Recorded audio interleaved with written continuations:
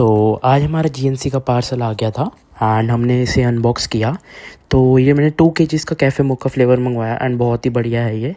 तो इसको अनबॉक्स किया एंड खुशी अलग ही थी एंड इसके साथ फ्री क्रेटिन मिला, तो बहुत ही बढ़िया डील मिल गई। एंड देन हमने ब्लैक कॉफ़ी बनाई जिम के लिए एंड हम सीधा निकल गए जिम। तो आज जिम में था हमारा लेग्स डे। लेग्स के लिए हमने स्टार्ट किया स्क्वाट्स के साथ, स्क्वाट्स के 3 सेट। देन हमने लेग प्रेस ली, लेग प्रेस के 3 सेट्स लिए। देन हमने मसल को आइसोलेट करने के लिए लेग एक्सटेंशंस के 3 सेट्स लिए। देन हमने एब्डक्टर्स के 3 सेट्स लिए एंड फाइनली हमने अपना वर्कआउट ख़त्म कर दिया लास्ट एक्सरसाइज के साथ, सिटिंग काव रेजेस। इसके हमने 3 सेट्स लिए। देन घर आके हमने 2 स्कूप वे प्रोटीन के लिए cafe mocha flavour. And then हमने रात को डिनर में लिया पनीर की भुर्जी, कर्ड एंड 2 रोटी। तो आज का प्रोटीन गोल हिट होता है।